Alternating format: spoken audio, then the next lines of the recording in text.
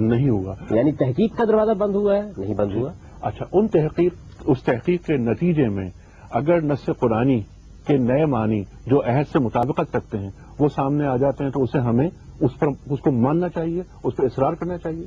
جو آدمی پیش کرے گا اپنے دلائل دے دے گا، ماننے اور اصرار کرنے کا سوال تو علم کی دنیا میں پیدا نہیں ہونا چاہیے۔ یعنی نصوص قرآنی میں اجتہاد ہو سکتا ہے؟ نصوص قرآنی میں تحقیق نئی پیش کی جا سکتی ہے، اس کے لیے صحیح تعبیر یہ ہے، نصوص قرآنی میں نئی تحقیق پیش کی جا سکتی ہے۔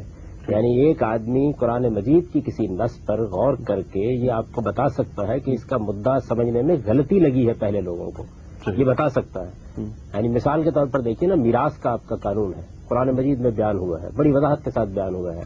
ہمارے ہاں اس میں یہ بتایا جاتا ہے کہ کچھ مسائل پیش آ گئے تھے سیدنا عمر رضی اللہ عنہ کے زمانے میں، انہوں نے اس میں بعض نئے اجتہادات کر دیے اور انہی پر اس وقت آپ کا قانون مبنی سمجھا جاتا ہے۔ سنی قانون کی میں بات کر رہا ہوں، تو میں نے اس پر کام کیا، کام کرنے کے بعد یہ بتایا ہے کہ ان آیات کو سمجھنے میں غلطی ہوئی ہے۔ اگر آپ ان کو ٹھیک طریقے سے سمجھتے تو اس کے نتیجے میں اس طرح کی کسی چیز کی ضرورت نہیں پڑتی۔ قرآن مجید کا مدعا بالکل واضح ہے، تو قرآن مجید کے بارے میں یا حدیث کے بارے میں یا رسول اللہ صلی اللہ علیہ وسلم کے ارشادات کے بارے میں اصل میں تحقیق ہوگی، وہاں اجتہاد کا لفظ ہم نہیں بولتے، وہاں تحقیق ہوگی اور نئی تحقیق پیش کی جا سکتی ہے۔ ٹھیک ہے، لیکن جیسے آپ نے حوالہ دیا، ذکر کیا، بہت سارے آپ نے واقعات بھی یہاں بیان فرمایا۔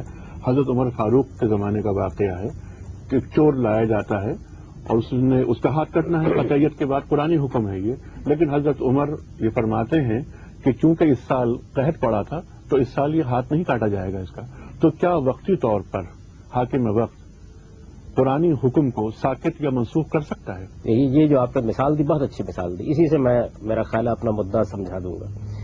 ایک شخص یہ کہتا ہے کہ قرآن مجید نے یہ بات کہی ہے کہ چور کا ہاتھ کاٹ دیا جائے اور یہ حکم مطلق ہے، یعنی آپ کے بیٹے نے اگر 8 آنے آپ کی جیب سے نکال لیے تو یہ بھی چور ہے، اگر وہ بھوکا ہے تب بھی چور ہے، چور کے ہاتھ کاٹنے کا قرآن نے حکم دیا ہے۔ اب اس کے بعد مسئلہ پیدا ہو گیا کہ چور کے ہاتھ کاٹنے کا حکم دیا ہے تو عقل عام یہ کہتی ہے کہ بہت سی چیزوں کے بارے میں رعایت ملنی چاہیے، وہ رعایت دے گی۔ اسی طرح کا ایک معاملہ سیدنا عمر کے زمانے میں پیش آ گیا اور انہوں نے یہ کہا کہ چونکہ یہ قحط کا سال ہے تو اس وجہ سے میں ہاتھ نہیں کاٹوں گا اس میں لوگوں کے۔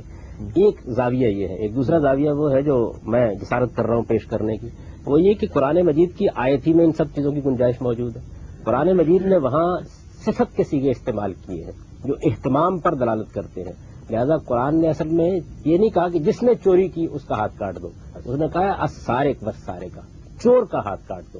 یہ اہتمام اس بات پر دلالت کرتا ہے کہ عدالت کو یہ دیکھنا ہوگا کہ وہ سزا دیتے وقت جرم کی نوعیت متعین کرے، مجرم کے حالات کا لحاظ کرے، جرم کی نوعیت اور مجرم کے حالات کو پیش نظر رکھ کے اگر وہ کسی رعایت کا مستحق نہیں ہے تو قرآن کا منشا میرے نزدیک یہ ہے کہ تب ہاتھ کاٹنے کی سزا دی جائے گی، اور یہ انتہائی سزا ہے، اور یہ انتہائی سزا ہے۔ اب میری اس تعبیر کو آپ قبول کر لیں تو یہ کہنے کی ضرورت باقی نہیں رہتی کہ حضرت عمر نے کسی چیز کو معطل کر دیا یا انہوں نے اس کو منسوخ کر دیا یا انہوں نے فلاں موقع کے اوپر یہ معاملہ کر دیا۔ رہا استرار کا اصول، وہ قرآن میں بیان ہو گیا ہے، یعنی اگر کوئی آدمی کسی وقت مستر ہے تو وہ حرام کھا سکتا ہے اور ظاہر ہے کہ استرار کی رعایت اس کو دی جائے گی۔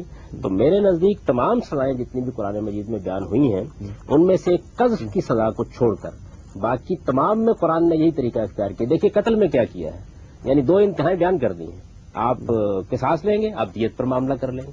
آپ یہ دیکھیے کہ محاربے کی سزائیں بیان کی ہیں، اس میں بھی انتہائیں بیان کر دی ہیں، ایک طرف تقتیل ہے، عبرتناک طریقے سے قتل کرنا، دوسری طرف جلا وطن کر دینا۔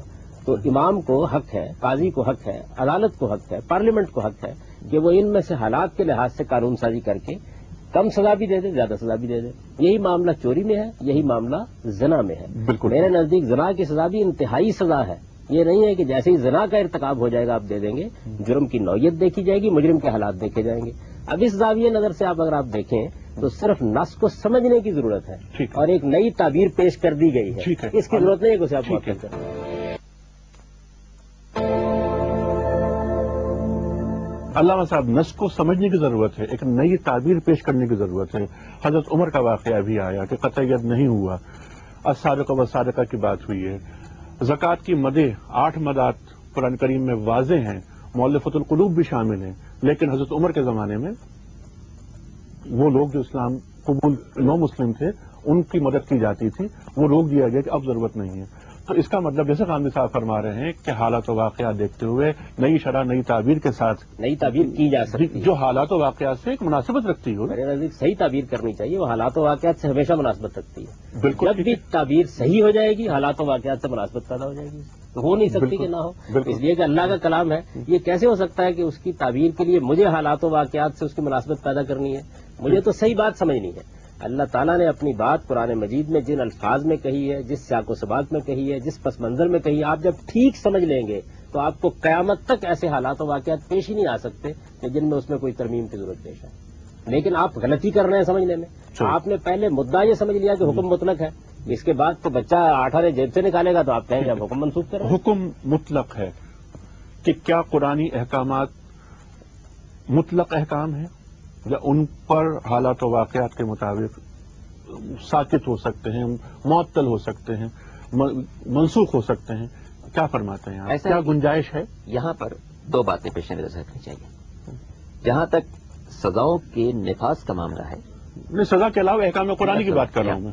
جہاں تک سزاؤں کے نفاذ کا معاملہ ہے وہاں شریعت میں نگاہ ترحم کو زیادہ مد نظر رکھا گیا ہے، اور اسی لیے امیر المومنین کے جو کئی سو فیصلے قضاوت ہے امیر المومنین کے نام سے شائع شدہ ہے، بازار میں دستیاب ہیں، ان میں ایسے بہت سے مواقع ہیں کہ جہاں پر امیر المومنین نے اپنے عہد حکومت میں مجرمین کو بہت ہی معمولی شبہ کی بنا پر سزا سے معاف کر دیا.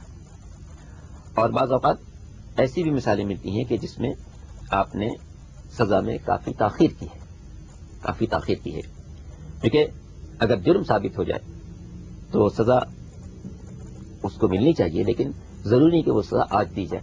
جیسے ایک بچی ایک خاتون کے سلسلے میں تھا کہ امیر المومنین نے اس کی سزا میں تاخیر کی، وہ اس بات کی حقدار تھی کہ اس کو سزا دی جائے رجم کی، جو زنا کی سزا تھی، لیکن آپ نے تاخیر کی کہ اس کا بچہ ابھی دودھ کی ضرورت ہے، پرورش کی ضرورت ہے، تو تاخیر کی آپ نے سزا.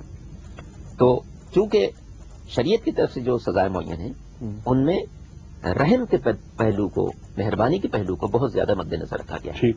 اسی لیے ہماری ایک فقرہ مشہور ہے، الشبہات بالشبہات تدرء الحدود، کہ جو سزائیں ہیں وہ شبہ کی بنا پر روک دی جائے گی کہ اگر یہاں پر ذرا بھی شبہ موجود ہے تو یہ سزا نہیں نافذ کی جائے گی. ایک تو ہے یہ سزاؤں کی بات، لیکن جہاں تک دوسری بات ہے فہم شریعت کی، اجتہاد جو ہمارا آج کا موضوع ہے اس کی میں نے جیسا کہ عرض کیا کہ ہماری یہاں بنیاد یہ ہے کہ حکم خدا کو سمجھنے کی کوشش کرنی چاہیے، اور اسی لیے وہ میں نے عرض کیا تھا کہ وہ تمام علوم کے جو حکم خدا کو سمجھنے میں سہارا بنے ان سب کو پیش نظر رکھنا پڑتا ہے. اقبال نے بڑی اچھی بات کہی تھی کہ خود بدلتے نہیں قرآن کو بدل دیتے ہیں، ہوئے کس درجہ فقیہان حرم بے توفیق. تو ضرورت یہ کہ انسان قرآنی آیات کو سامنے رکھے اور ان کی روشنی میں یہ دیکھے کہ ہم معاشرے کو جو مسائل پیش ہیں ان کو کس طریقے سے حل کر سکتے ہیں. بہتر ہے. نہیں علامہ صاحب، میرا سوال اسپیسیفک یہ تھا کہ نصوص قرآنی، احکام قرآنی وضع کر دیے گئے ہیں، غامدی صاحب نے فرمایا اس کے ترجمہ کی بات، فہم کی بات، ادراک کی بات، اس کی ایک حکم کی علت بھی ہوتی ہے نا، حکم کی علت اس کو سامنے رکھتے ہوئے، حالات و واقعات کو مد نظر رکھتے ہوئے، کیا قرآنی احکامات وقتی طور پر ساکن ہو سکتے ہیں، ساکت ہو سکتے ہیں؟ نہیں، ہمارے میں جیسا عرض کروں کہ مجتہد کا کام اجتہاد ہے، ایجاد نہیں ہے. یعنی جو خدا نے نازل کر دیا ہے اسی کو سمجھنے کی کوشش کرنا ہے. ہم وہ جو جہاں تک قرآن کا تعلق ہے، قرآن میں کچھ محکمات ہیں، کچھ متشابہات ہیں. ٹھیک ہے. سہیل عمر صاحب، الجھن اس وجہ سے آ رہی ہے کہ آپ بار بار ایک سوال کو لوٹا کے لا رہے ہیں، آپ کو جواب نہیں مل رہا. تو اب مجھے انشاءاللہ آپ سے جواب مل جائے گا. جی نہیں، میرا یہ کوئی دعویٰ نہیں ہے، میں صرف الجھن کو کھولنے کی کوشش کر رہا ہوں. آپ یہ کہہ رہے ہیں سوال کہ کیا نصوص قرآنی کوئی ایسی قانون جو قرآن میں واضح طور پر موجود ہے، ہم بھاری الفاظ ایک طرف چھوڑ دیتے ہیں، لوگ سمجھ سکیں، ہزاروں لوگ سن رہے ہیں، نصوص قرآنی سے کسی کو پلے ہی نہیں پڑ رہا ہوگا کیا قرآن احکام کی بات کی. قرآن کا ایک حکم جو وضاحت سے وہاں موجود ہے، کیا اسے ساقط کیا جا سکتا ہے وقتی طور پر، وقتی یا غیر وقتی؟ وقتی طور پہ دیکھیے، جگہ ساقط کہتے ہیں تو آپ اس کو ان ابینس فی الحال اس پر عمل نہ کیا جائے، یہ کہہ رہے ہیں نا آپ کا یہ سوال ہے. ٹھیک. ایک چیز ہے نفاذ حکم، ایک چیز ہے حکم کا